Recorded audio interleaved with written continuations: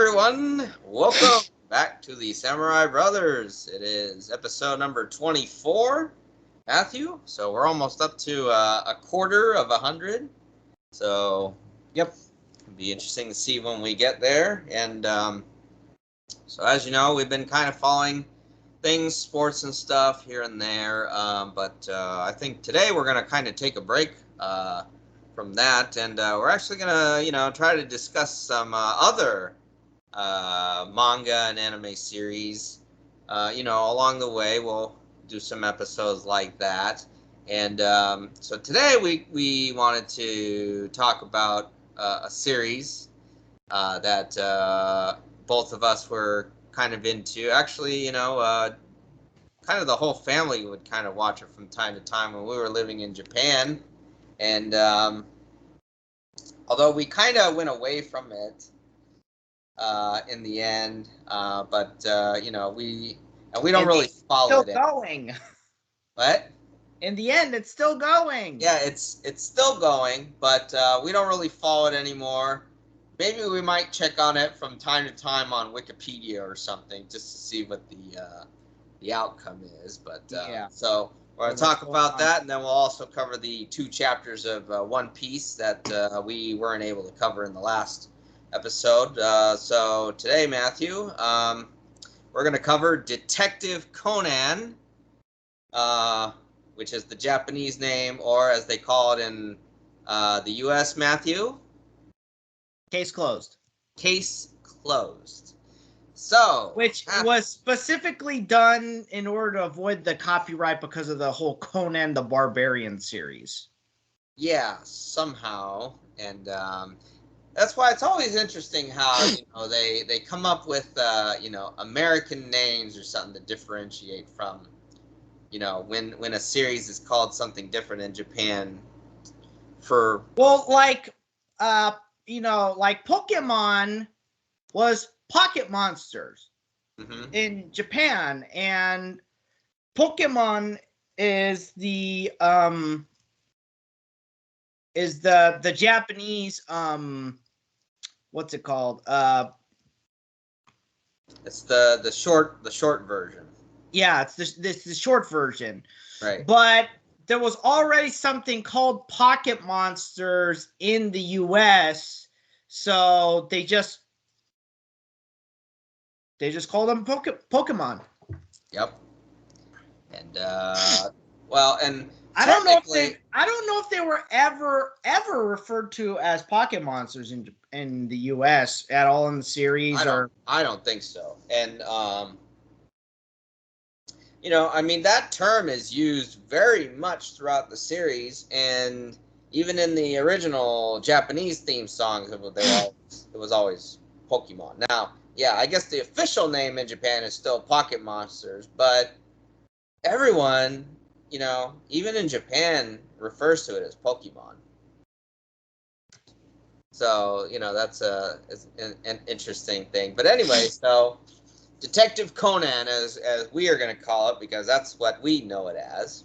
Yeah. And so just to kind of give everyone a synopsis, you've got this Shinichi Kudo, as he's known in Japan, but in the U.S. he's known as Jimmy Kudo, and I guess that's because they had to Americanize the characters' names and such. But anyway, so he's this master detective. He's a very, He's a brilliant. He starts off as a very brilliant high school detective. He's like a consultant with the Tokyo Metropolitan Police Department. He's very well known. He's a savant, and the only reason why he's in high school is because, I don't know, because what's it called? Compulsory education ends in middle school in Japan. So the question is, why is he even in high school? Well, and probably, and I don't know the whole specifics behind it either, but maybe he was just wanting to finish high school before he goes to college or something. And but I think maybe one of the other things, because I'm pulling it up on Wikipedia right now just to make sure, but I don't think they really allow people to jump grades in Japan, to my recollection. I don't know that they were allowing people to jump grades like they do here in the U.S. Is that why sometimes you get people who just get bored?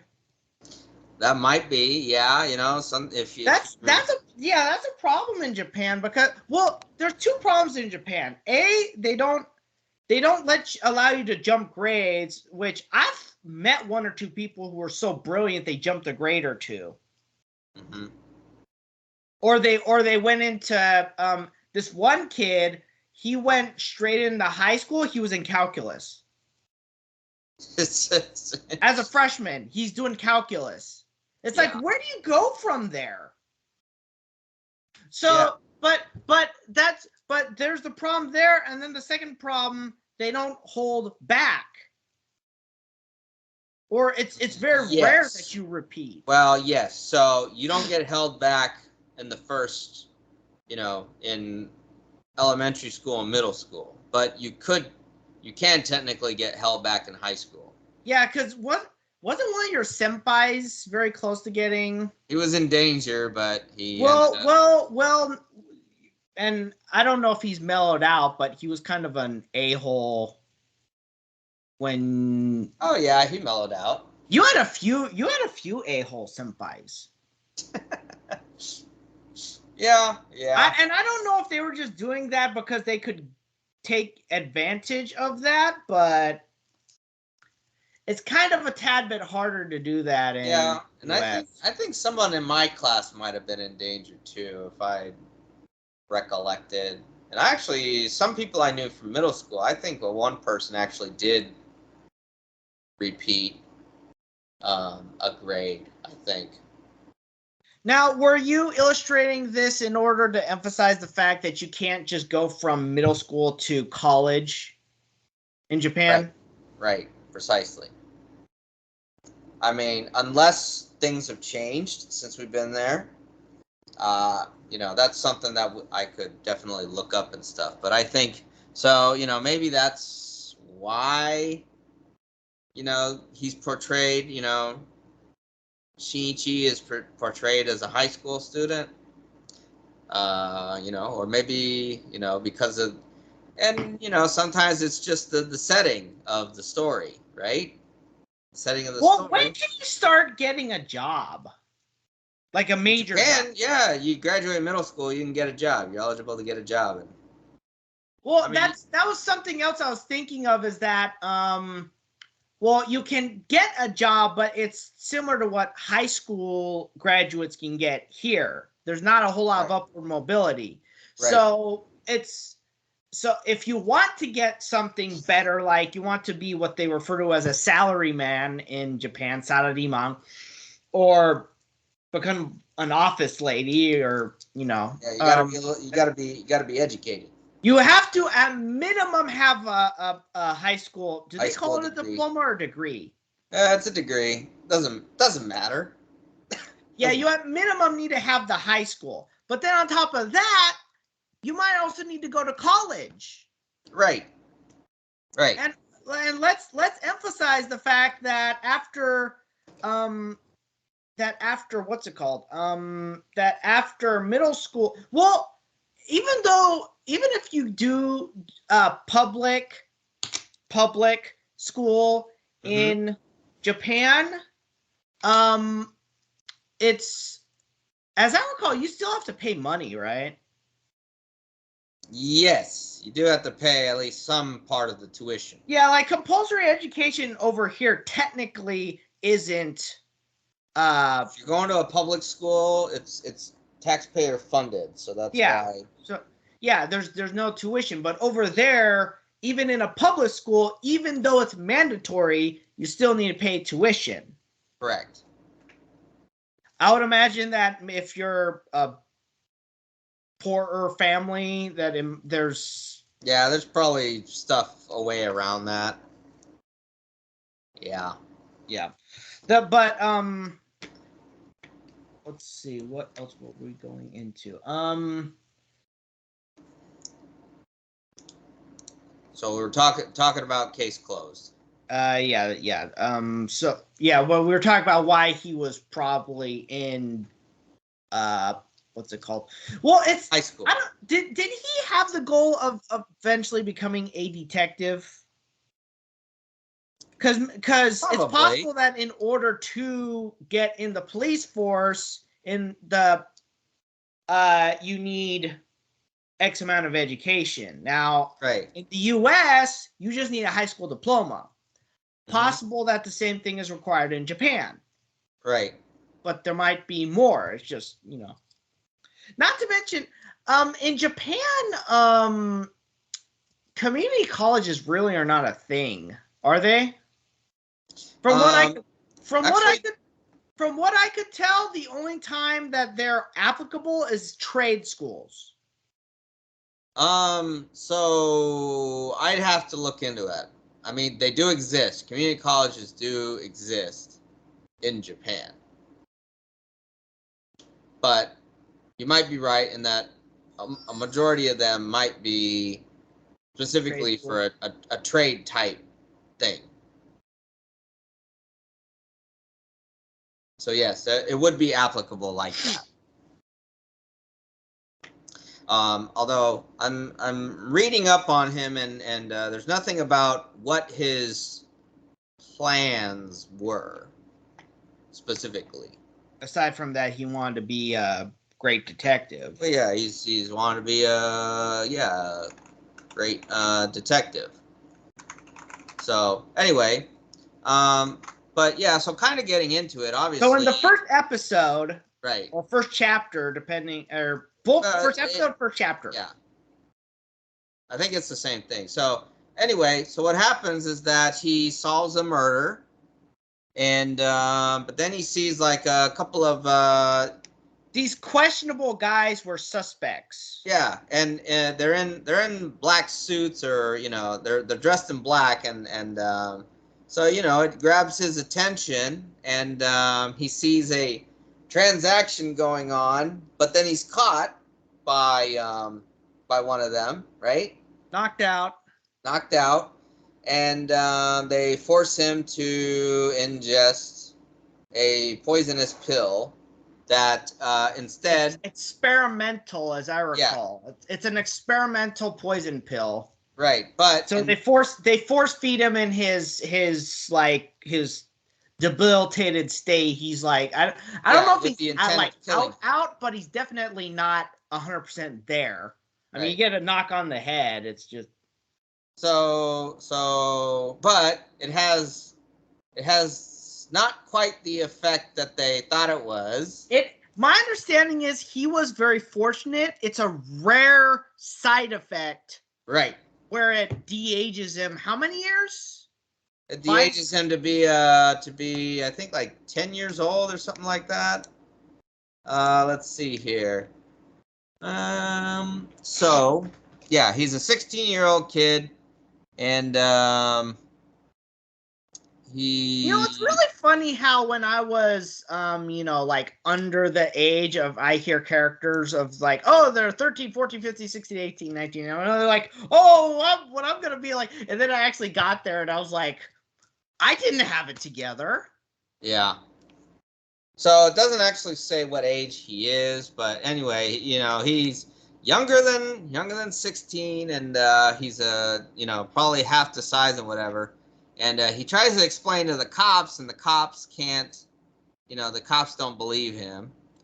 And but then he ends up going to this professor that he knows, his neighbor, right? As I recall, his neighbor. Right.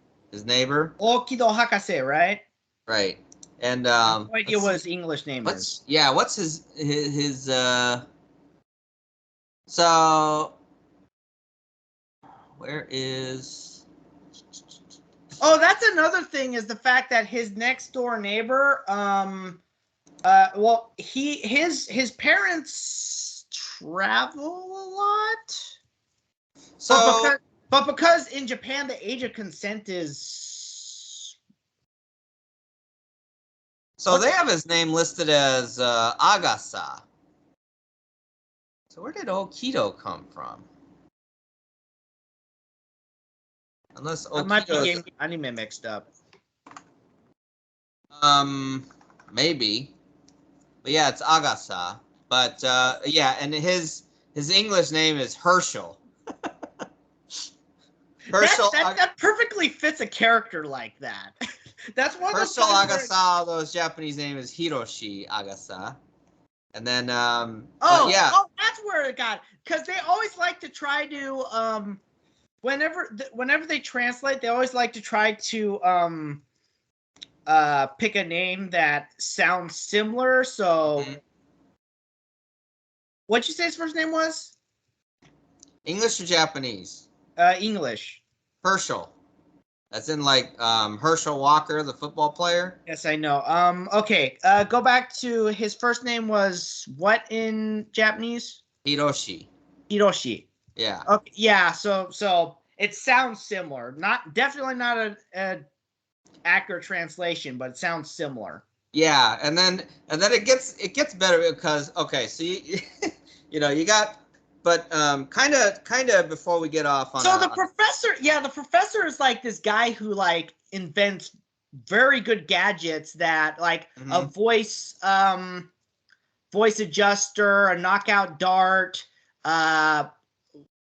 some shoes that like enhance his kicking ability, and he creates a tracker. He creates a lot of gadgets that were pretty novel at the time. Some of them are accessible now. Like you could find all sorts of stuff with voice apps.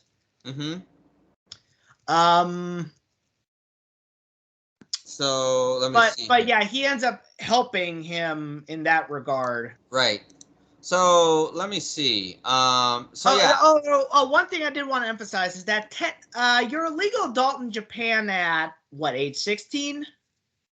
I think it's 18. It's 18. You're legally an adult at 18, but there's some services and stuff that you have to wait until you're like 20 for something. And you can't drink and smoke until you're 20. Yeah. I don't know what other stuff you can't do until you're 20. I'd have to go back and look at it. Yeah, it's one of those things where it's like similarly layered, because like in the US, I think they bumped up the smoking age to 21 as well. Probably in certain states. Yeah, in certain states. So it's like you can't. It's like 18, you can't drink, and you've got like So it's like 18, you can't drink. 21, you can drink, but most car rental companies won't rent you a car until you're 25. So in the US, you're really not a full adult until you're 25. Yeah. It's like one tier is 18, the next tier is 21, and then you're fully an adult at 25. In Japan, it's 20. You get some privileges at 18, and then everything else kicks in at 20. So let's get back to the story. I'm sorry. What I was trying to emphasize is that his parents travel a lot. He lives alone. So as I recall, because otherwise he would have just stayed with his parents. But as I recall that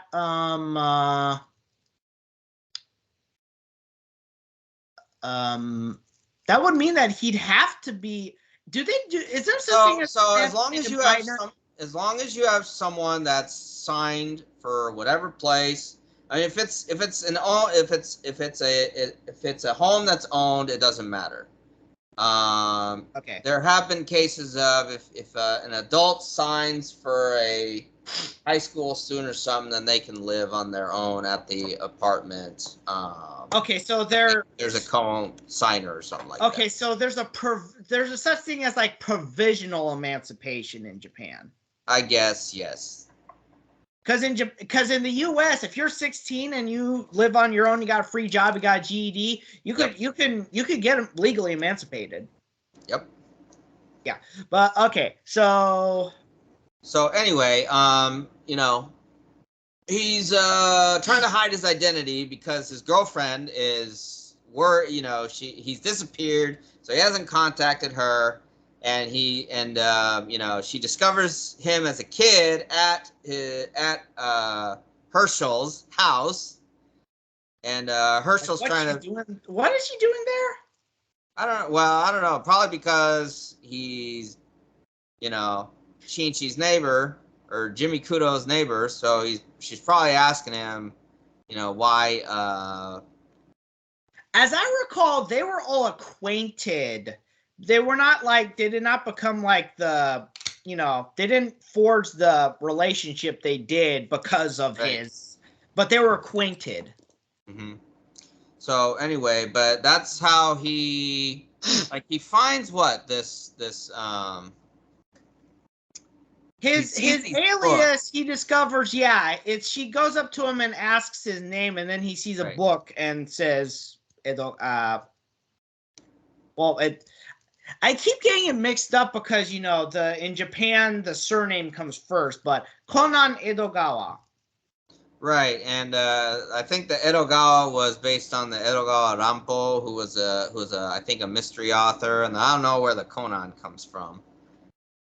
But anyway, and then so Lan is her Japanese name, but she's known as Rachel in case closed.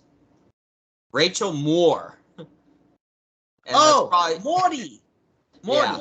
Mori. Yeah. So they picked something that sounded similar. And then her dad, who is Kogoro Mori in Japanese, is Richard Moore. I don't know how they did that. So yeah. Anyway, and he's another case in and of itself because he's I guess he's a retired police officer, private detective. Yeah, he's a private detective. And I forgot how did the arrangement come to where he ended up staying with the Moris? I don't remember. I don't know that I see that up in here. But anyway, so kind of just staying with the Moris. Yeah. But kind of just to get the gist of it, it's like, he basically goes out and he solves cases. And he has to be a lot more clever about it because he's a kid. Right, yeah. So nobody's going to believe him as a kid, so he's got to come up with certain ways. And like, for example, Matthew, walk us through the gadget of how he gets Richard to solve cases. I should notice not only Richard, but what he normally does is he uses the knockout dart, knocks out Richard. Richard, he will sometimes position him in a chair, so he becomes known for this position he's in. Hold on, let me see what his. Oh yeah, Inemuri Kogoro or Nemuri no Kogoro. And so the sleeping more is how he's pronounced in English, which Nemuri is kind of has to do with sleep. So anyway, continue on. And then he adjusts the he takes the one of the things. So his watch is the knockout dart. It also has other features, which, precursor to the smartwatch. And what else did he do? He always is seen wearing a bow tie, which is what he uses which is the disguise for the voice adjuster that he uses to sound like Mori. Was it like a voice, not a voice manipulator, but it's a voice imitator or something like that. It's like an adjuster or something like that. Somehow he's able to adjust the voice to sound like Richard. And sometimes he uses other people. Oh, it gets very interesting. Sometimes the professor, he will use the professor and basically have him lip sync to solve the case. And on extremely rare occasions, he'll still be able to come up with it as a kid. If he's able to explain it and string it together. Yeah. So one thing I noticed about the cases involved with that show is that 9 times out of 10, it'd be some kind of murder that would happen. Somehow it'd always be some kind of murder that would happen. And it's like, you would think with all these murders that's going on in the show that there's a serious problem going on. Yeah, in the Tokyo metropolitan. Not just Tokyo, because they go elsewhere. And some of them were pretty brutal. Like his first case was a beheading. Decapitation. Yeah, decapitation. Yeah, and I remember, now I don't know how they displayed it in the anime. I never watched that first episode. But I remember very clearly, Matthew, because I think you would have been there too. I've seen it too. Yeah, the manga, it's like his head's gone and just blood spewing all over the place. Well, and I remember the one thing about it, because I think that involved, what was it, piano wire or whatever they call it. Yeah, piano wire is very strong, and it if used correctly, it could decapitate a person. Right. So the thing about it can slice through a lot. It is very, very sharp. So I remember because Mom discovered that, and she was not. Did she pay you back? Yeah, she gave me money back for those. But see, what she tried to do was she tried to censor the violence by ripping pages out. She would tear the pages out that had like a lot of the grotesque stuff, and then when she got to the second volume, she was like, "Nah, I can't do this. You can't read this." so yeah, but this there was times that Mom would tear stuff up as punishment. Yeah. Just to be clear, we had a very good mother. We had a very loving mother, but she could be stern at times. But but that was not a punishment. That was oh my gosh, I don't want my kids exposed to this. Well, yeah, because we were watching the anime first, and I was thinking like, okay, well, let's get into the manga then and see how it's going. And a little bit.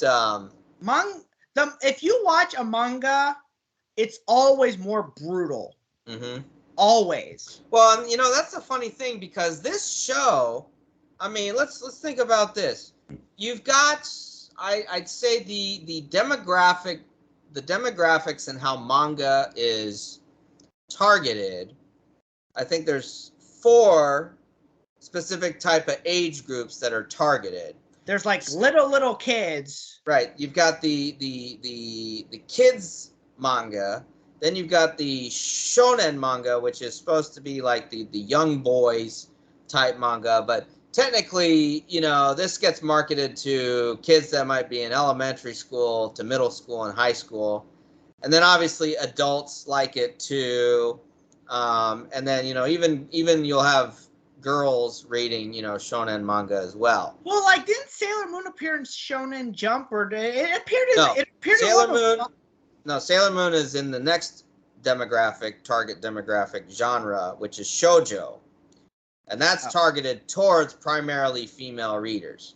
It obviously developed. Well, yeah, and really the demographic, the ratio of shoujo manga readers is usually going to be probably 90 to 95% female readers. With you might get some males that might be interested in certain series, and that's maybe like Sailor Moon. Yeah, well, Sailor Moon, yeah, like you were trying to mention, Sailor Moon. See, the producers of the anime, as the series was progressing, they ended up marketing it to guys, and specifically adult males. So that whole otaku thing, which if people don't know about otaku, which are basically they are anime manga nerds. You know, the whole nerd culture. But otaku, but you want to get some serious otaku, man, they carry that dedication or that obsession a long way in Japan. And then you have so you've got the shoujo. So you got the kids, you got the shonen, you got the shoujo, and then you have what they call adult manga, which is marketed towards, college age kids and all the salary people. And it's not the the dirty stuff. That's got a whole nother name which I'm not going to mention.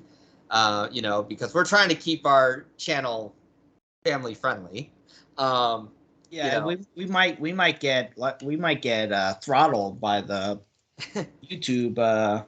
We don't want to get throttled by YouTube, so we're not going to make any mention of a certain type of genre, if you know what I mean. But anyway, so yeah, the adult manga is that's targeted towards adult readers and stuff. And I think what's a good now you might not know this series, but I think a really popular one that was out was there's a series called Kingdom out right now.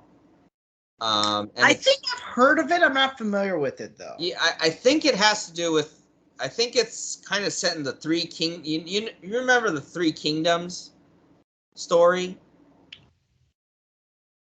What was that a time in Japanese history? No, the saga of the Three Kingdoms is a Chinese literature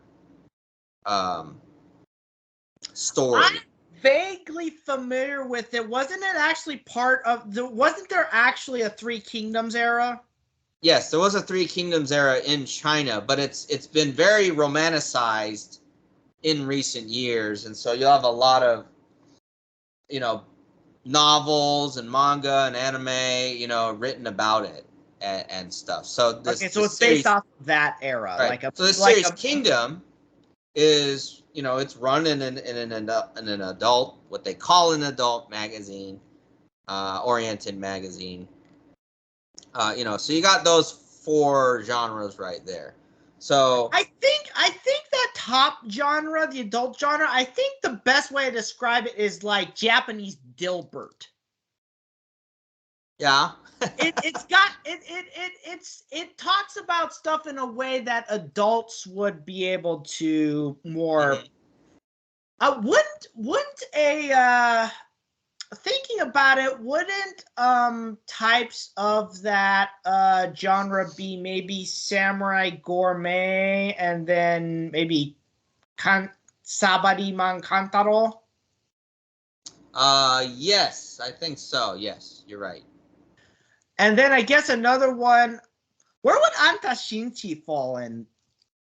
So yeah, that's an interesting one because I feel like it might actually fall into that. The way that even though the family enjoys it, like we enjoyed it, like we started watching it towards the end of our first I think the publisher. Well, see, there's like the big 3 publishers in Japan. Shonen Jump. Well, no, the Shonen Jump is Shueisha is the publisher. Yeah. And then Shogakukan is the publisher that does Detective Conan. And then you've got Kodansha, what's the major magazine that they would do? The magazine that Detective Conan runs in is Shonen Sunday. Okay. And then Onepiece runs Shonen Jump, Shonen Sunday, and then Shonen Magazine. And then Shonen Magazine. So those are the 3 yeah, those are the 3 Shonen what's it called? The 3 Shonen the 3 main Shonen magazines. Publications, I guess, would be a better word for it. You'll have some other stuff here and there. But those are the main three, and it's the three big publishers that run that.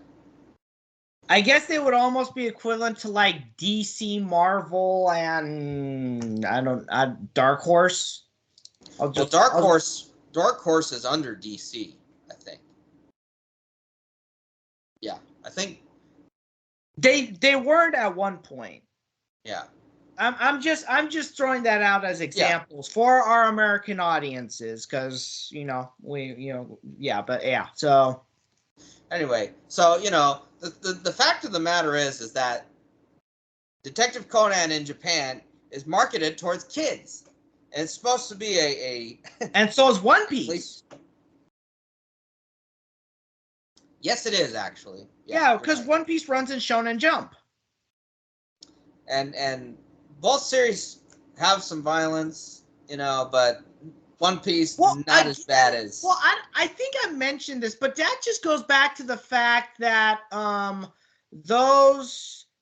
that violence is just, and in certain types of nudity, for that example, are just more culturally accepted, even among those those demographics. Oh, another one of those adult style comics. Wouldn't Kochikame kind of fall into that? Kochikame ran in Shonen Jump.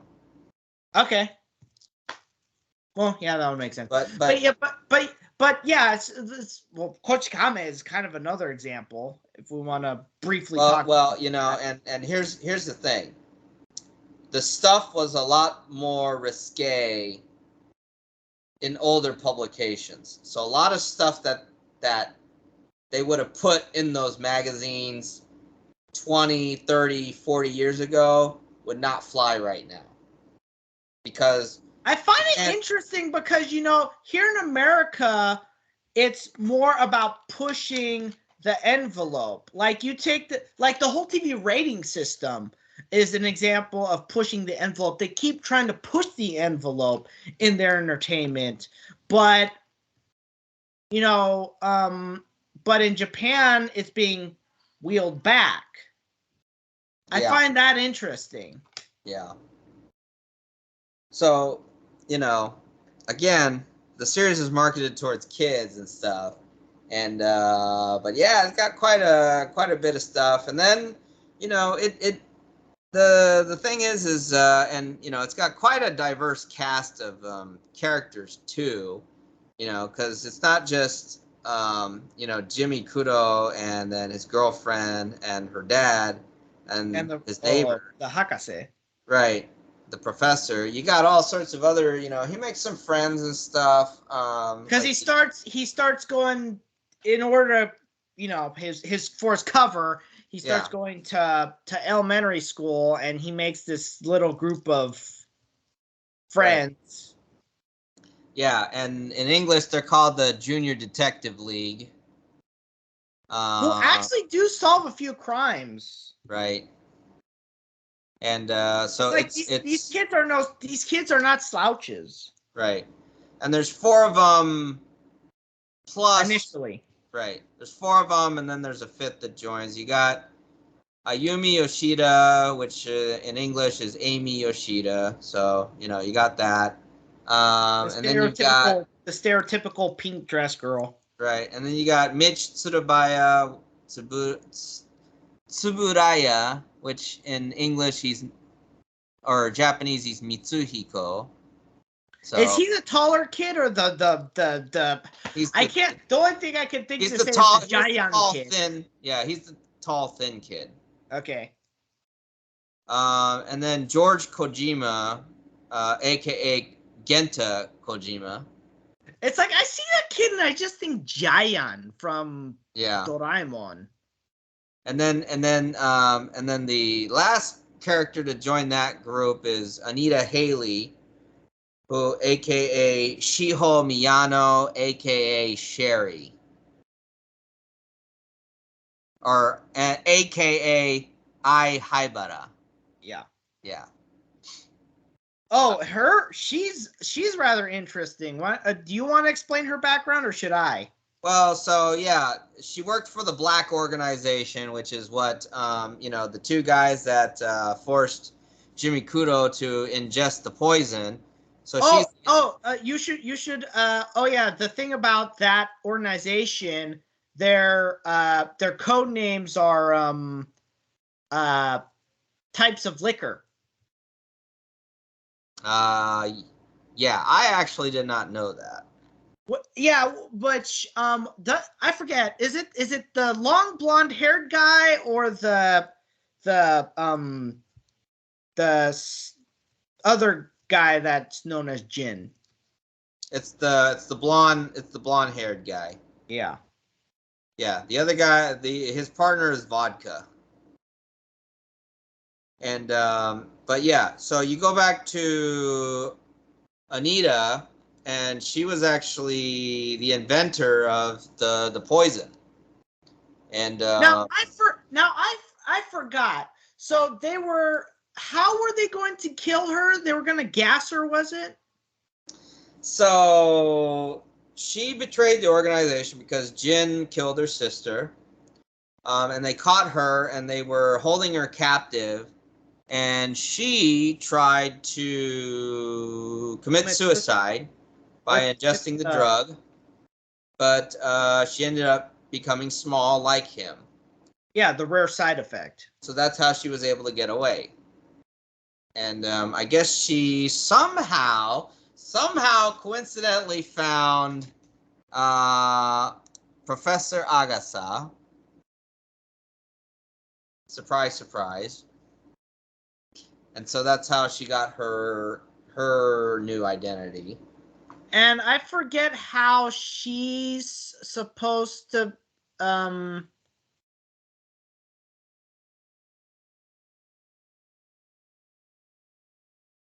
Yes. How is she supposed? What's her cover story for how she's related to Agasa Hakase? Him. I don't know, like she's his niece or something, or I don't know. It doesn't say. Let me look up the fandom. Yeah, but so anyway, she's basically with him trying to work on an antidote because right. The poison's basically still in their system. Is that what I'm understanding correctly? I haven't paid attention to that, to be honest. But yeah, so they're basically trying to come up with an antidote, and I believe by accident he found they found out temporarily that some kind of alcohol will temporarily reverse the effects. Mm-hmm.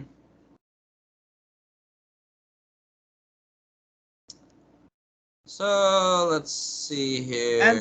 And then she also came up with a long-term antidote, a temporary but still longer-term antidote, which lasted. Yeah, so there's no, even on the fandom, there's no real, why or what her cover connection is to the professor. Just that she's staying with him. Right. Yep. So, anyway, Of note is the fact that there's several crossovers with other. Are they from the same author that the crossovers take place? With Hattori Heiji and with what's his name? Kaito Kido. The crossover? Wait, I thought they're all from the same author. Kaito Kido was a complete separate series. So my question was, are they from the same author? I thought Hattori Heiji might be separate as well. Well. I know for a fact Kaito Kido, at least at one point, was a separate series. So doesn't look like Hattori doesn't look like he's from a different series. Okay. I do know that he and Shinichi were acquainted, and they're both similarly high school detectives. Though I don't think. Yeah. So Kaito Kido is from another series by the same author, which is why he was able to work the crossover in. Yeah. Yep. Interesting. But anyway, you know, I think is one of the weirdest crossovers: Conan and Lupin the Third. Yeah, that would be kind of. That was just like, well, first of all, Lupin the Third in the modern day just does not work, because Lupin the Third was what, 60s, 70s? 60s, yeah. Yeah, it's 70s. That's where he worked in that era. So just to see him in like modern adaptions, it's like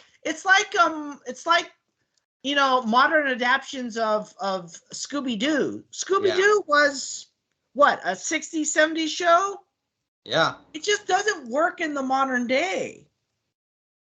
Which kind of brings me to so my opinion about the series as a whole is that I guess it starts off as interesting in my mind. But then the unfortunate thing is that it gets repetitive over time.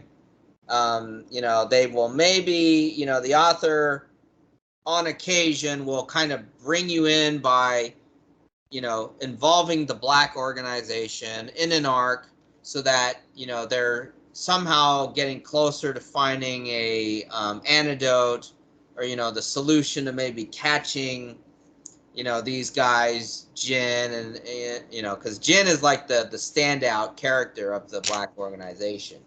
Yeah, he's not the top guy, but he's definitely he's one of the he's like one of, if not the most dangerous, you know, agent from that organization. Yeah, he's one of the things that other members of that organization are not, which is, you know, he's not just willing to kill, he's willing to torture. And he's sadistic. Mm-hmm. So in my you know, and I can't remember the last time I watched the series, but I think probably the catalyst of my stopping watching it was when Mom walked in on us on the one time, or no, she didn't walk in on us, but she was watching with us the episode where the lady was she was murdered with the shotgun at a theme park. I remember that episode. Yeah, I remember it, and she's like, no, we're done. But you know, is that the one where as a disguise the gal uses a cigarette? No, a Goldama? Maybe. Goyendama? I don't remember. For those of you who know, the Japanese currency is yen, and the 5 yen, is that the only one that has the ring? The 50 yen also has a ring. Oh yeah, the 50 yen. So the 5 yen and the 50 yen, and maybe it's because of the 5. Is it because of the 5? I don't know. They both have the currency has a hole in the middle. So it's more of a ring than an actual coin. Mm-hmm. Yeah. Anyway, so my thoughts on it, I'd probably rate it a I don't know, maybe a 5 out of 10, and that's because it's just at this point in time, the series is over 100 volumes long, and it's more volumes than One Piece, right? I think actually One Piece caught up to it. Oh, that's why they say One Piece is the okay. So, what? Wait. Well, no, there's longer series than One Piece. Did Conan stop? Conan hasn't stopped. At least that's what I don't think it's stopped. I know, but did they take breaks? I think they do take breaks. When was the last time? As of April 13th, 2022, 101 volumes have been published. And see, here's October 2021 is when the 100th volume was published. And One Piece reached that goal a month before. So I think his pace has gotten a little slower. But again, no end in sight. So why am I wanting to, and especially when it's the same thing being repeated, same, you got a murder that happens or a crime that happens, then he's trying to solve it and stuff. Investigations, all that stuff, and it repeats itself. That's why I differentiate it. And he has the light bulb moment, which with him is more of like a lightning bolt behind him. That's where you differentiate from One Piece. One Piece is it's got variety in it. I don't see that as far as from, because I did end up reading some chapters later on. Like when the series was kind of ongoing, I would read the current volumes and stuff. Well, with One Piece, the Onigashima raid was a long. How many years? Probably 2-3 years. That was a long battle. I don't remember any battles that went that far. Well, I think you probably could say it was comparable to Marineford. But Marineford, that was an entire arc. The battle itself probably lasted 6 months. So, I think with that being said, though, so that's my take on Case Closed. Is it's like, hey, it starts off good, and then it kind of sours. It's like once you get into this, rinse, wash, repeat.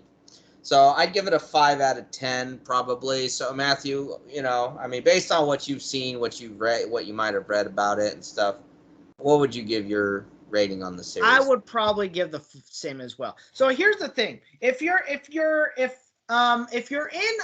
watching or if you're reading or watching something just for the sake of the entertainment, like for example, it's like if you're watching it like you're watching Columbo, which let's face it, Columbo doesn't really have any kind of a plot. Columbo is just, he solves it and that's it. He doesn't really have any personal development. Then fine, it's okay with that. But if you're like watching something and you want an actual plot like Castle, then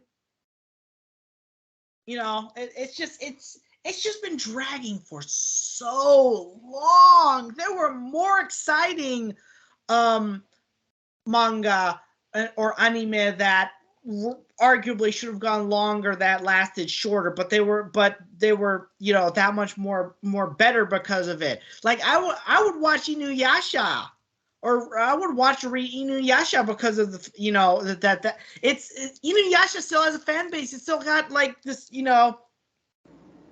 connections and stuff like that. Conan. Now I will say this before I let you finish. Conan still does have a following in Japan. I think one of the things though is that it kind of it I don't know. To me, it didn't strike out as having a big hit when it first came out over here. To my understanding, I don't think it really took off the way they were hoping it would. That's the thing. Some anime hits it big over here. Like Pokemon's still going.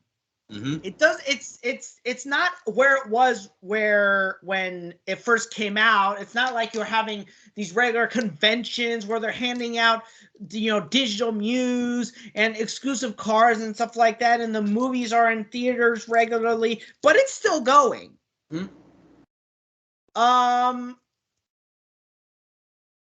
Digimon was a hit when it was running.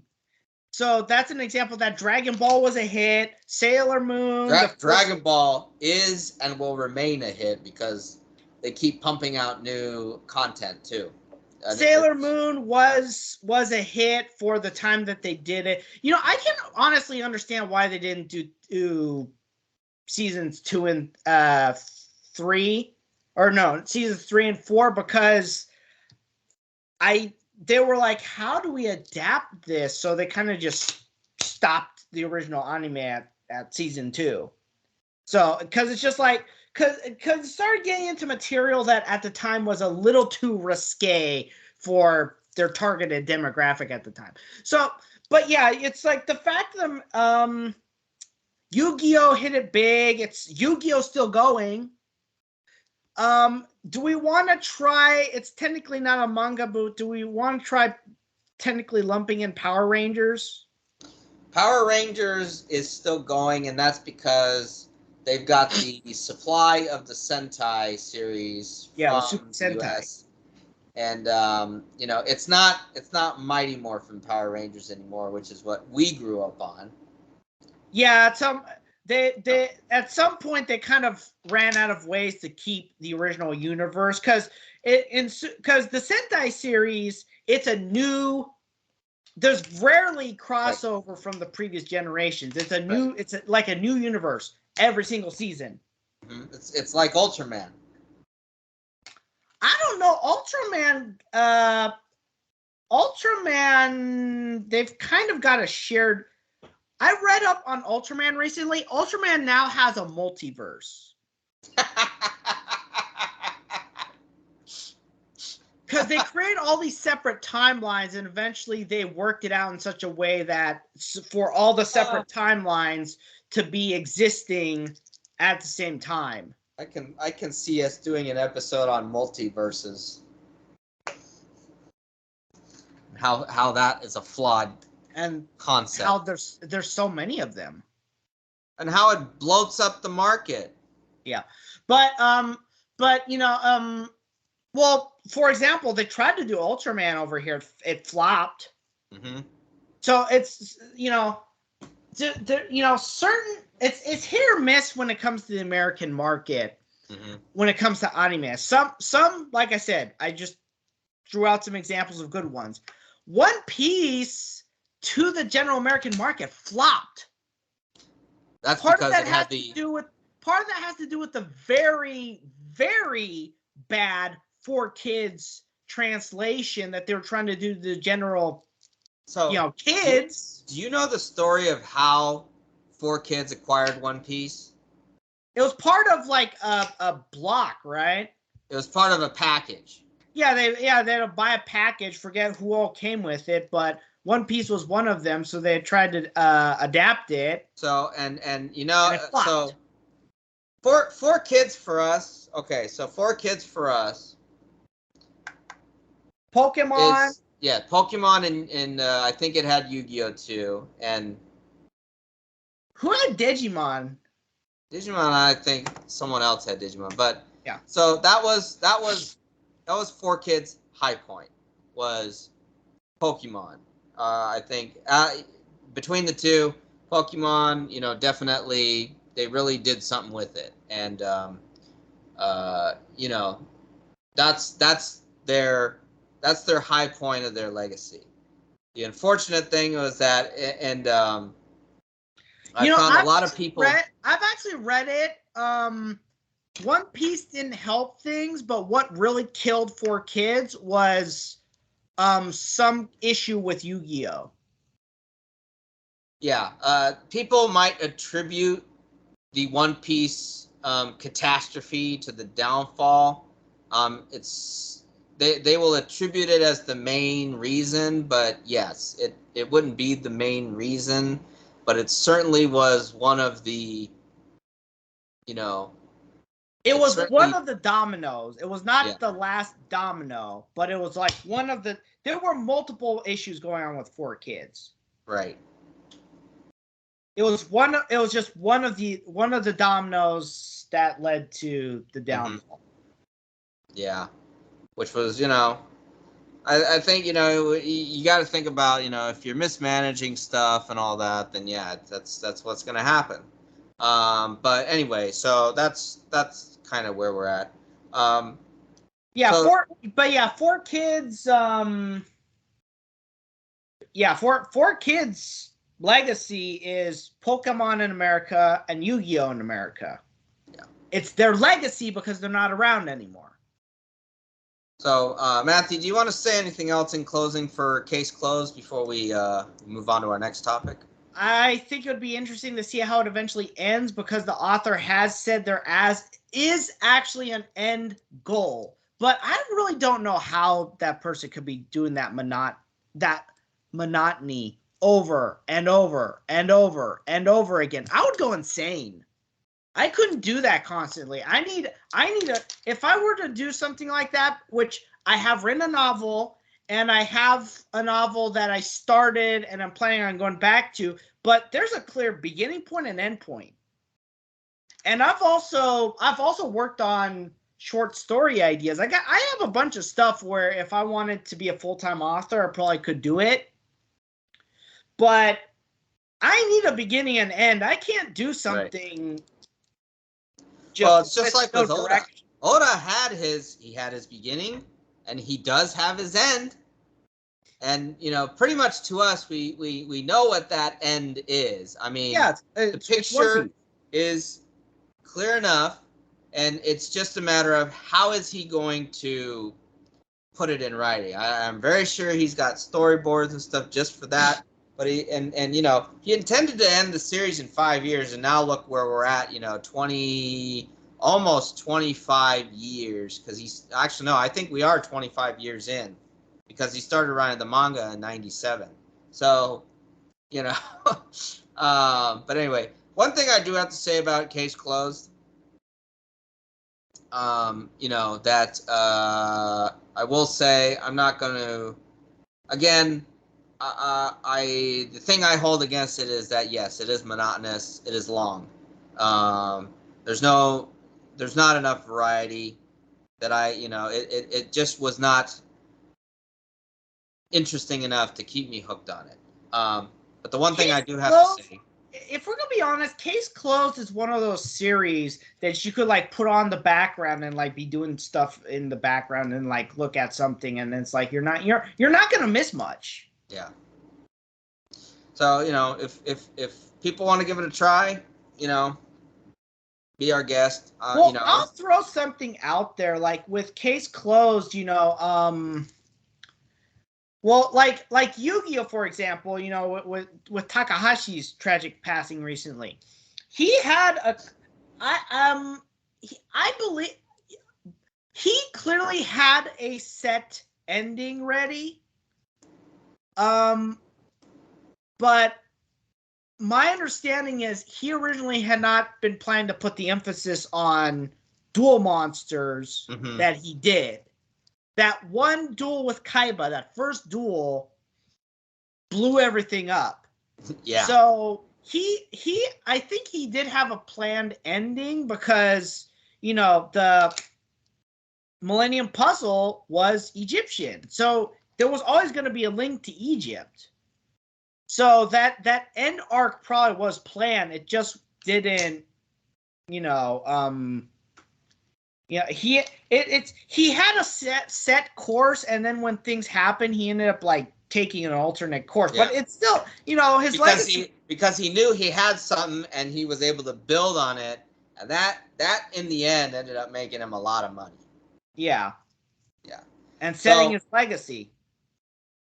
So my final words about it is that I think, though, we do owe some gratitude for Case Closed, because I think without the graphic nature of Case Closed, and that forcing our mom to throw away the manga, and then I had to go out and find something else, because I'll tell you what, buying One Piece was totally random, but if that incident hadn't occurred where I end up losing the Case Closed manga because of the graphic nature of it, I would not have gotten into One Piece. So that's what I'll say about that. for that.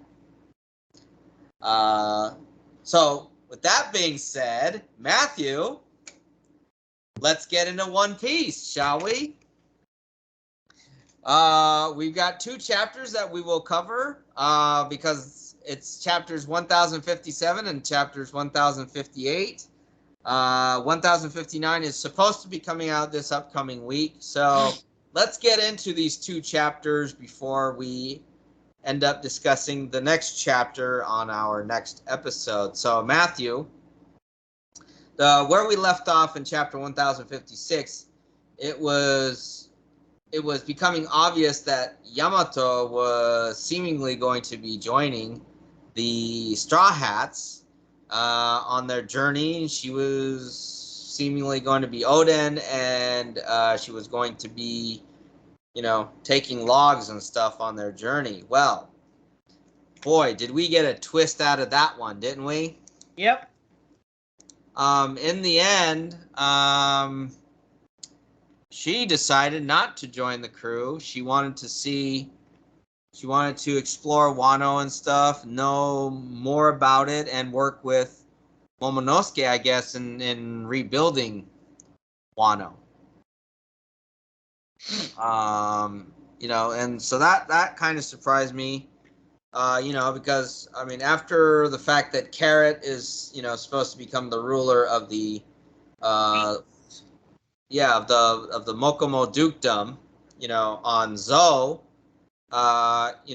so she wasn't going to become a crewmate. So then it seemed like, that Yamato was going to become a crew member.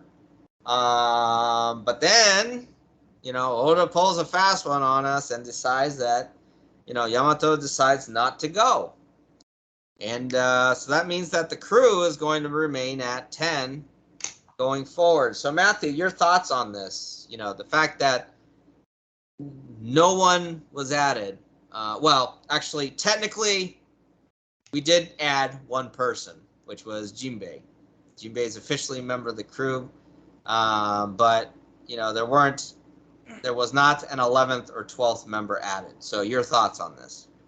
I'm kind of glad that we did because, Luffy said he wanted to keep it at around 10. And it at that point, it's even though if both Carrot and Yamato had joined, they both would have had defined roles. But at that point, I still kind of feel like it would have been a little bloated at that point. So yeah. I'm happy with things staying the way it is. Yeah, because obviously there's been a lot of people that would be like, there should be more, female, crewmates of the Straw Hats and stuff like that. I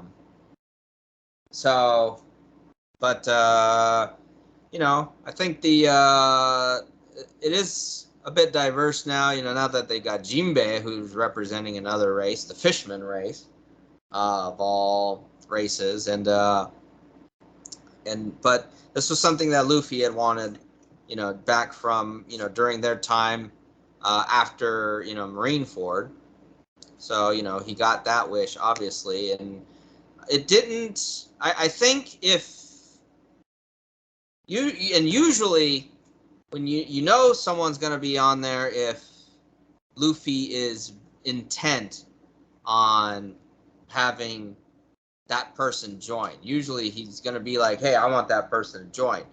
And I think we didn't really, in the end, if you look back at how the Wano arc went, that didn't really come up with Carrot or Yamato. And, in Carrot's case, she wanted to join. There wasn't anything about Luffy wanting her to join. Obviously, it seemed like, with her inheriting Pedro's will, after he sacrificed himself to get them to get away from, Tato land. We've had this discussion about inherited will in One Piece. But, sometimes it doesn't necessarily mean that a person who gets inherited will is going to join the crew. So that was Carrot's case. Yamato was kind of inviting herself, and Luffy didn't want her to join. But I think in the end, once everything had happened, he was, I guess, open to her joining. So he probably wouldn't have rejected her at that point, but then she decided not to join. Well, to be fair, who of the current crew was not invited by Luffy? That would have been Nico Robbins. Yeah, so there is precedent for someone joining the crew without actually being invited. Mm-hmm. So it's just not the standard. Right. That's very true. So in the end, that's what happens, and then you've got the teacher telling the story about the Akazaya 9 and Momonosuke going out to with Luffy to defeat the beast pirates, and now, obviously, Momonosuke was unhappy that, they were going to be leaving, that they didn't really give him a proper goodbye and stuff. But one thing that we saw that was,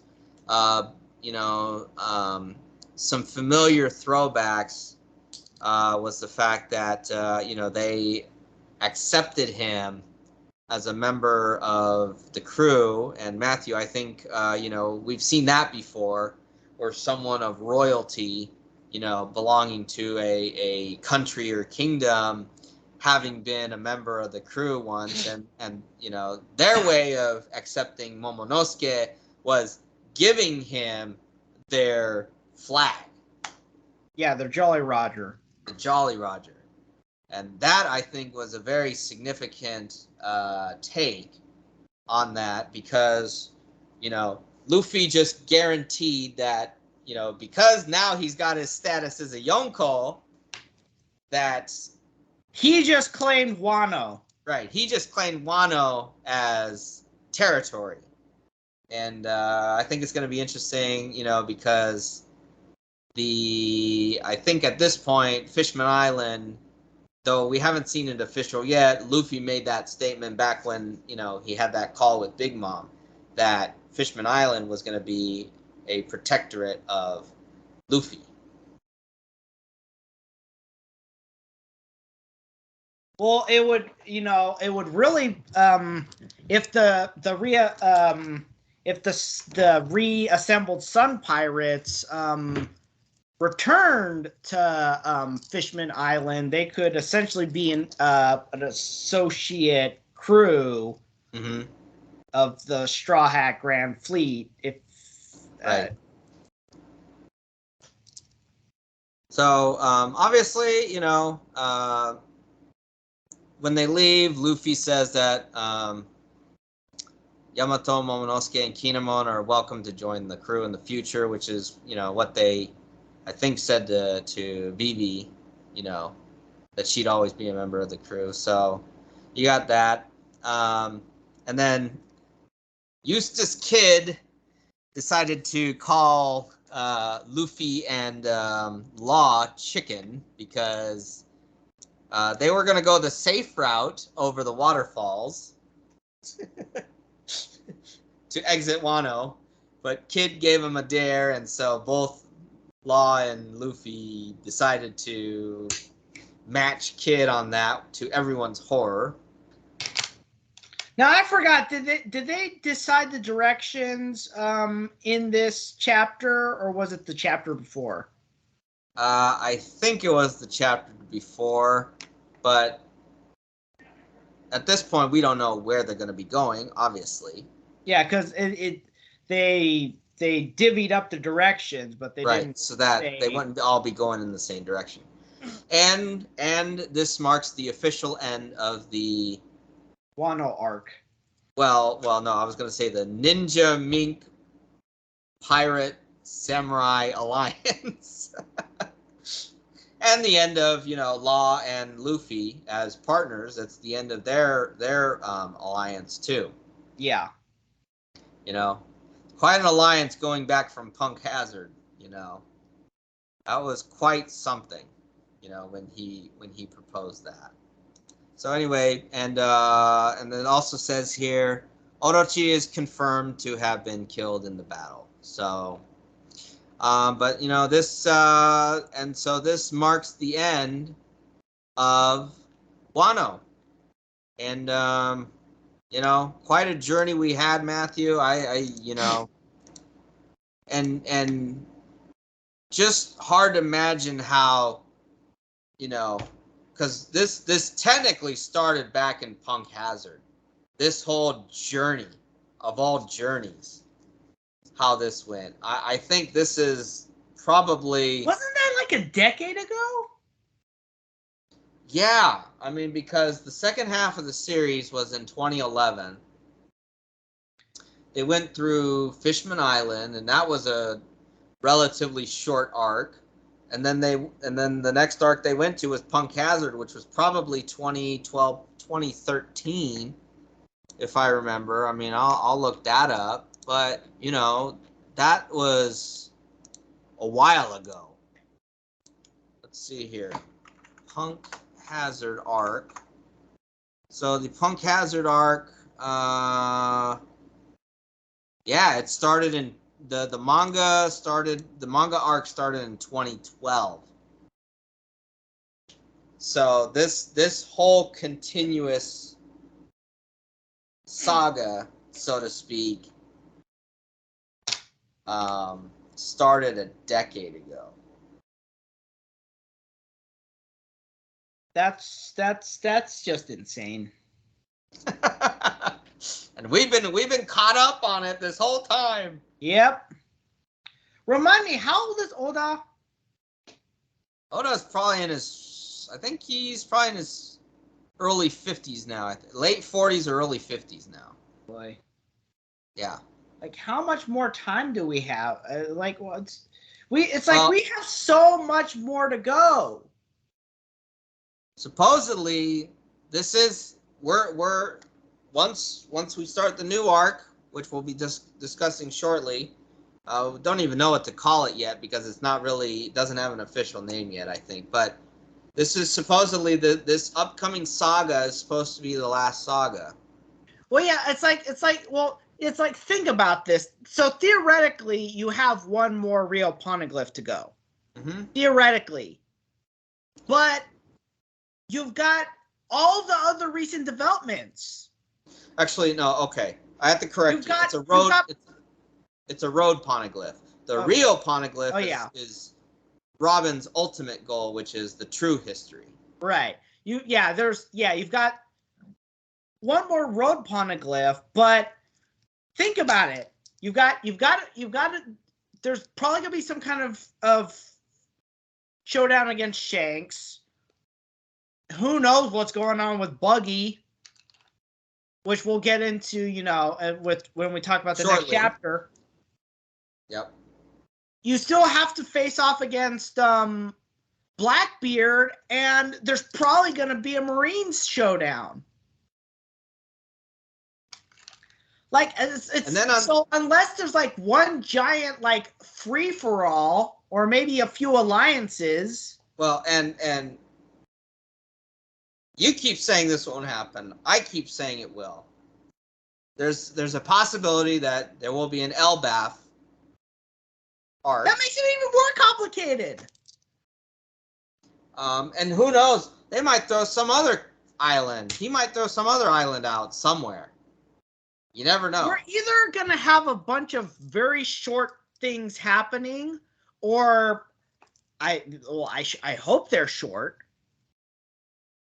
Because whoever the final battle is, it's going to be long.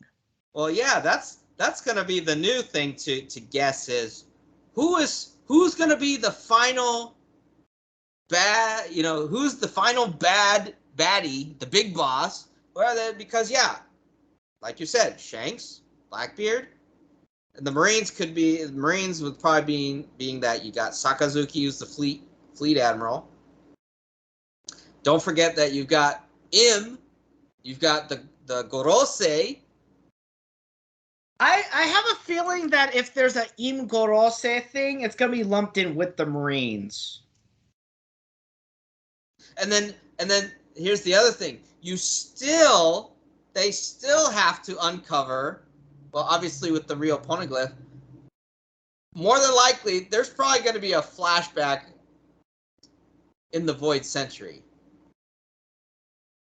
Or a flashback from before the Void Century. Honestly, the way that I look at it, I said that all the major stuff would be explained, but I have a feeling that afterwards there might be something that's like more of a spin-off that takes place. That's like a prequel or something. Mm-hmm. Yeah.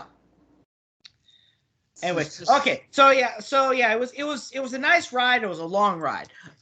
Let's get to the next one though. Okay, so the new chapter of One Piece, the newer chapter from 2 weeks ago now, 1058, and it's called The New Emperors in English. And basically, so here's what we got. New bounties have been issued for the Straw Hats. Now, where are they at? Now, so let's go through each one, Matthew. Choppers, unfortunately, the joke continues to run. He had, I think it was 50 yen, or no, it was 100 yen. Berries. Oh, yeah. 100 berries. Now You're getting your currencies mixed up. Yep. Now it's 1,000 berries because he is still considered the pet of the Straw Hat Pirates. Yeah, they don't realize that he's this doctor who might know more than like the world government actually cares for him to know. So, Grand Line Review, I think, was the one who did a potential. Excuse me. He did like a potential bounty video, I think, right? Yeah, like if the world government knew exactly what we all know. Right. So I'd be kind of curious to see if he does an update of that later, but still have to watch his review of what the chapter looked like. Anyway, so then the second biggest bounty is Nami, and she got an increase to. You mean second lowest? Yes, she's got the second lowest bounty, but it's still a pretty sizable bounty because it's 366 million berries. Who would have thought that Nami would be worth that much? Yeah, considering that. So remember when it was she was subjugated to serving Arlong, and Arlong's bounty at that time was 3 million. It was 20 million. Yeah. 20 million because when Luffy defeated Arlong, he got 30 million as his initial bounty. Right, as initial bounty. But that shows how long of a way we've come. Where the fact that Nami has got this bounty of 366 million, which is 15, 16, 18 times the amount that Arlong has. Or had, because his bounty's been retracted because he's in Impel Down. Which is kind of interesting that we didn't see him when. Yeah, that is very interesting. We didn't see him in Impel Down. It's like, what level was he on? Like, what level was he on? Right. That's what comes down to. What level was he on? Yeah. So anyway, yeah, that's. We didn't see him at all. Mm-hmm. We saw everybody else up to that point that had been captured, but Arlong. Right. So where is he being kept? And I think I've read rumors here and there about how he might actually have a plot in the story later on. Is that a possibility? Well, I mean, we've seen Stranger Things. Maybe it might happen. Maybe it doesn't happen. I don't know. Good question. So anyway, Brook is the third lowest as far as total bounties, but his increase got him to 383 million. So, but he seems happy about it. Nami was wondering if she could turn herself in and get the reward, which was interesting, but you know, that's the Nami joke there. But Brook is pretty chill with it. Wink, wink. Frankie is the fourth lowest bounty, but his increase got him to 394 million. But now he also has a running joke because the last time we had the bounty increase on him and his wanted poster showed the General Frankie, or the Frankie Shogun, instead of him, actually. But now the wanted poster has the Thousand Sunny. So Frankie, you know, obviously that's the running, that's the running joke for him. Usopp has gone now to 500 million berries, and he's obviously not happy about that. Who would have thought? Yeah, who would have thought? Robin, 930 million berries, and obviously it just shows that the government deems her even bigger of a threat. I'm frankly just surprised that she didn't get to 1 billion. I thought that she would get there, but hey, you know, she's knocking on that door. I'm almost thinking that maybe that might be it could be a throwback to, I don't know if did she have a 93 million bounty? I don't remember. She might have.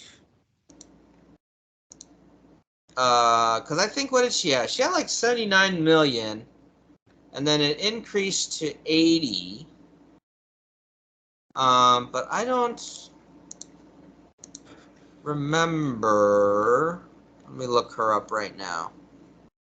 So, wow, actually, she had a pretty big jump. So she was previously 130 million, and she jumped to 930 million. So that's an 800 million jump. That's pretty big. So now let's get into the next. So Robin, 930 million, Matthew. And now we finally get into our first billion bounty on the Straw Hats, and that is Sanji. 1,032,000,000 berries. And he's not happy about that, Matthew. And we're about to find out why that is. You know, yeah, because he's below Zoro. Yep. And actually, Jinbei is even above him. Jinbei has increased from 470 million, I think, was the last tally. So now Jinbei is at 1.1 billion berries. So that, I think that pretty much solidifies Jinbei as a member of the Monster Quartet, as it's now called. Yep, that's what we're calling it. I know that it's not. I don't think it's an official name. It was never official. Right. It was never a Monster Trio. Yeah, it was never official, but we are. That's a purely fan name. Yeah, it's a fan name, so it is what it is. But at least we're calling it the Monster Quartet. So. And then Zoro getting the bounty increase that he deserves. 1,111,000,000 bounties, and that solidifies him once again as the number 2 of the crew. At least according to the wiki, he's still the combatant, so he's not the. He is not he's not the vice captain. So that title still eludes him. Or first mate. Right, first mate. So Luffy's, obviously we already know, 3 billion berries for defeating Kaido and Big Mom. And that 3 billion was kind of shared between him and Kid and Law.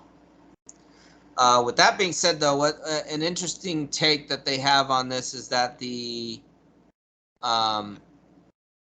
his 9 crew members are now called the 9 senior officers of the Straw Hat Grand Fleet. Now, Matthew, give us your take on why they decided to call them that. I think they probably call them that because, they're his closest crew and stuff like that. But the reality is, as we know, the Grand Fleet is really more of a confederation than it is an actual organized fleet. That, they pledged loyalty to Luffy, but Luffy was like, I don't want this many crew members. Yep, that's very true. So they're equating these, the actual Straw Hats to the commanders of any other what's it called, Yonko organization, but in reality it's, each one is really organized differently. And Luffy's is that he's got his main crew and he's got the Grand Fleet. Yeah, so I think... And we don't know how Shanks is organized. We know that the Whitebeard pirates originally was the it had the division commanders. Big Mom had the Sweet commanders. Right. Yep. And Kaido had the... Kaido had the performers, lead performers. Yeah, the Tobiroko, the Tobiroko. Yeah, the Tobiroko. So, in addition to King, Queen, and Jack. Yep. So, Matthew, let's get now into don't know how Buggy's, we'll probably get into that just now. We're about to get right into that. So, Cross Guild. Oh, Blackbeard does have the 10, what's it called? 10 Titanic captains. Yeah. So, Cross Guild. Run by Buggy. And, Matthew, I was right that, so we see that, Mihawk and, Crocodile are not too happy with Buggy at the moment. Mihawk is literally holding Yoru up to Buggy's face, and Buggy is pleading for his life. The fact of the matter was, he's literally saying, "I will kiss your boots." So it has come to pass that Crocodile proposed Cross Guild, and not just that, he lent Buggy the money to create Buggy's delivery service. So that's how they're tied together. That makes perfect sense. Because, I was thinking about this. Crocodile had to have had resources. But the fact of the matter is, he could not have brought all those resources to Alabasta. He had to have had those squirreled around somewhere. So, and it makes sense. You're the organization of Baroque Works. So yeah, he had to have that stashed away somewhere. So he went to wherever that was stashed away and was like, and when he heard Buggy was trying to, establish himself, he was like, I will lend this to you, but you will owe me later. And then he comes when Buggy's running and he's like, it's time to pay up. And of course, as we know, Buggy said, the overhead is ridiculous. I can't pay you right now. But I have other assets available. Which tells you that Buggy's not very good at managing stuff. And that's always been known that he likes to spend money anyway. Yeah. So he's a worthless spender. Right. But anyway, and then it was Crocodile that proposed allying himself with Mihawk. Yeah, he calls Mihawk, and Mihawk's like, this isn't a good time right now. I've got a bunch of Marines bearing down on me. What do you want? Yep. So, we're finding out. Grand Line Review said that it was atypical of Mihawk to be acting the way he does, but I think we've been spoiled with this constant stoic looking Mihawk. Mm-hmm. But remember what he was doing when he was when we first met him. He was on a vengeance mission against Don Krieg. Right. Because they disturbed his nap. Yeah, I was like, you disturbed my nap. I'm going to kill you. Literally. So there's this assumption that he's this stoic guy, but the reality is he's prone to emotions at times. Mm-hmm. And just coming from the Marines, I would imagine that he's maybe not in the most even-tempered mood at the moment. Mm-hmm. So this fits perfectly in with his personality, really. Yeah, so we do know a few things now about Mihawk's background. Apparently, his original, now he's currently known as Hawkeye's Mihawk, but originally he was apparently known as the Marine Hunter. So he was originally Marine Hunter Mihawk, which would be pretty interesting, I think, right? Well, and then it would also make sense for them to make him a Shibukai because they're like, hey, stop hunting us? Yeah. It was clearly a good enough deal that he agreed. Yeah. And then, Galdino reveals his true nature in that he never was officially a member of Buggy's Pirates. I'm surprised that Crocodile didn't talk down to him because it's like whenever we've seen him whenever we've seen him and Galdino, he's just talked down to him like some kind of like secondary life form. Right. And of course, Daz Bones is. Yep, Daz Bones is back. I'm gonna be perfectly honest.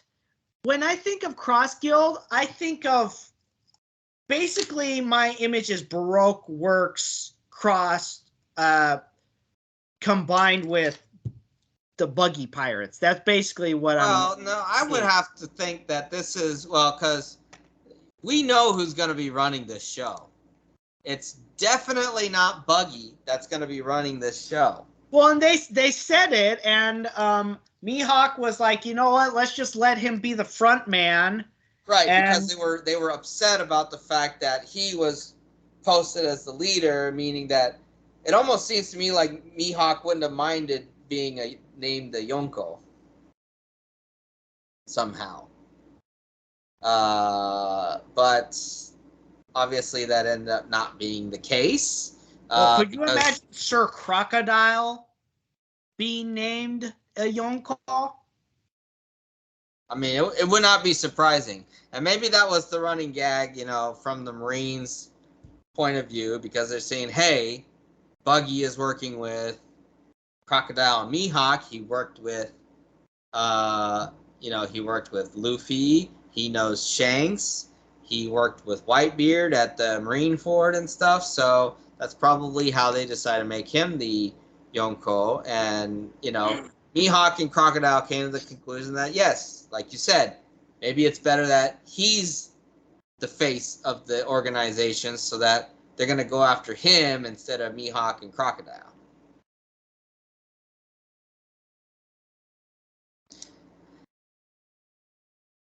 So, well, this also aligns as well because Mihawk is someone who, when something is convenient, he will take that path.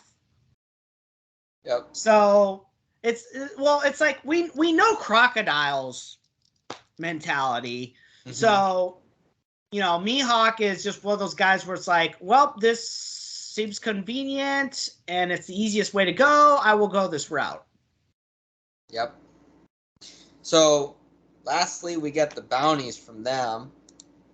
And Crocodile, his bounty is now $1,965,000,000. So that's that's more than double his original bounty that was presented at the Alabasta arc. That was frozen one. Right, that was the frozen one. So Buggy is the next highest bounty at 3,189,000,000. And Matthew, I think this definitely sets the record for the highest straight increase that we've seen for a character in the series, because if you recall, he was at 15 million. Now, obviously, that was probably went up during that time, but how much it went up, we have no idea. So the fact that his next bounty is revealed as 3,189,000,000, I believe that is now the record. Oh yeah, that's the record, no doubt about it. Mihawk, though, is higher than Buggy, and if he hadn't been, I probably would have been upset. So Mihawk is 3,590,000,000 berries, and that is also higher than Luffy. It is higher than Blackbeard also, and this really should not be a surprise that he would be this high. Hey, he's the most dangerous swordsman. Maybe he could have even been 4 billion berries, but that's, it is what it is. He's below one person, and that's Shanks. Right, now. So, the thing is that, the world's strongest swordsman, so that's now Zoro. It's a clear goal for Zoro. Obviously, that's always been his goal. So, I think Matthew... I honestly still get the feeling that there might still be a Buggy Shanks alliance. I really do. Because it's the only way that makes sense that is going to lead to that battle in order for Luffy and Zoro to overcome their goals. Yeah. So you're saying that they could achieve it at the same time? Yeah, because think about it, Cross Guild and Shank and Redhead Pirates versus basically the Straw Hat Grand Fleet. Could be interesting. So, with that being said, Matthew, give us your thoughts about Cross Guild and what is the future of Cross Guild? It's gonna be interesting, because I feel like there's a goal, an end that Crocodile has in mind that we're not seeing yet. Yeah, very true. I don't think this is just him going out to hunt Marines. There's something else. There's some end game that he's aiming for here. Of course. So, in closing, I personally don't think he's really excelled to a point where he can now face Luffy head on. Luffy defeated him, and Luffy's only been getting better. Yeah. And as far as I could tell, I don't think Crocodile's learned hockey. I think he does have armament. Yeah, but as we know, Luffy just ascended to a higher level. So whatever is happening, I don't think he intends to face Luffy head on. Probably not. And the fact of the matter is that Luffy already defeated him once using a certain method, and he would be able to do it again. So, yes, Crocodile would actually have a tough time trying to defeat him again. Or he would have a tough time facing Luffy again, is what I should say. I'm going to be honest, if there is going to be another battle between a Cross Guild, if there's a battle between Cross Guild and Straw Hat Grand Fleet, I don't think or the Straw Hats in general, I don't think Luffy and Crocodile would be the boss battle. I think Crocodile would probably be facing somebody else. Yeah. Don't know if it'd be Robin. I mean, they essentially have unfinished business. Yeah. Wouldn't that meeting be interesting? That would be. So in closing, we do have one final part of the chapter, and we go to the revolutionary base, and it is confirmed that Sabo is alive. And because he calls Dragon, because... And the Kuma is coherent.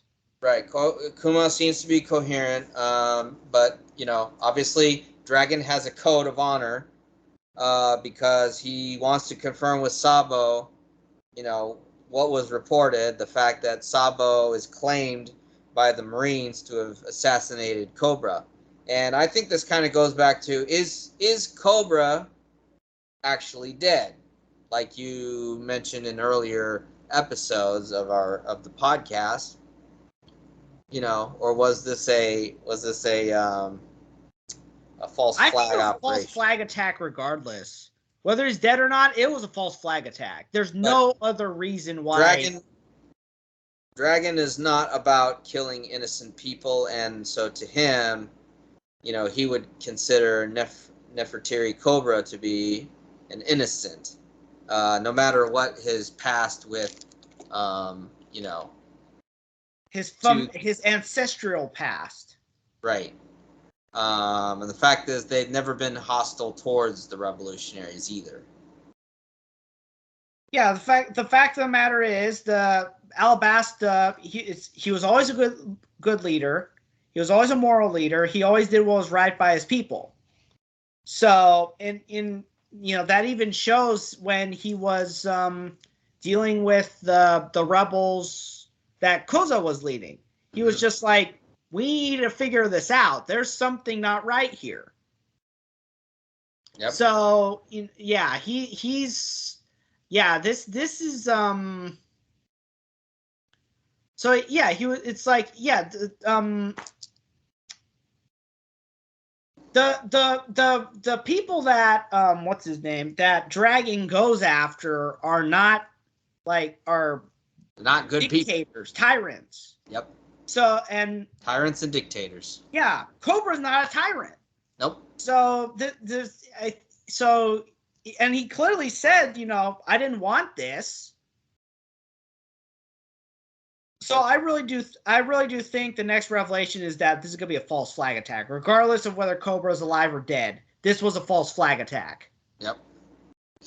All right, which Matthew. Clearly backfired. Yep. Because all of a sudden, you know, Sabo is being made to be this hero based off of something that he probably didn't do. Yeah. All right. Well, Matthew, I think we're gonna go ahead and close out our episode for today. We had quite a discussion, some case closed, and some One Piece. And so this coming Sunday will be the new release of the One Piece chapter 1059, and we'll be able to celebrate that with our 25th episode of the Samurai Brothers podcast, and we will have UFC 279 this weekend. Yep, which I intend to go watch also, and I will also be competing in the 2022 edition of the USA Sumo Open, so we'll be discussing about that too, and hopefully I'll have some good matches. Are you gonna be able to get any video of it? I should be able to. Yep. I'll probably take my digital camera, because I'll probably give that to one of the people I've been practicing with so that they can record, and then they don't have to worry about trying to get it in my phone camera. Anyway, Matthew, so where can we be found on our social media?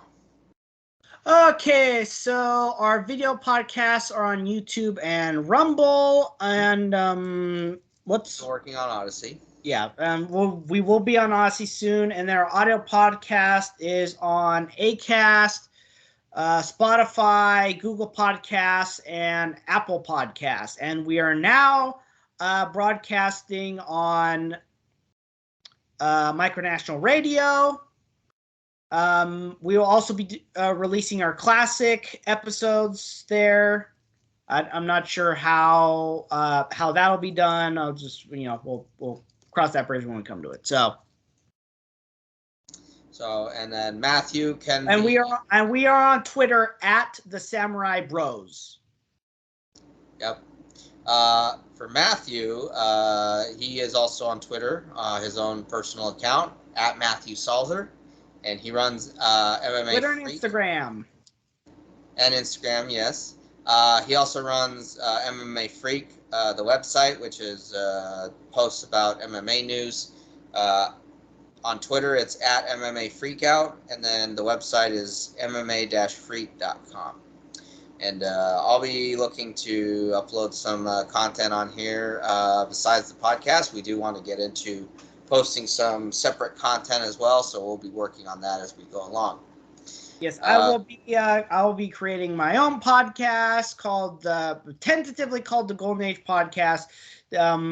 Just plainly broadcast, or just plainly playing Golden Age radio shows and then just discussing it. So anyway, as always, thank you to our audience. Check out my YouTube channel. Also my first and last name. So thank you as always to all our audience for watching us and listening to us, and we'll be seeing you again next week. So until then, everyone take care.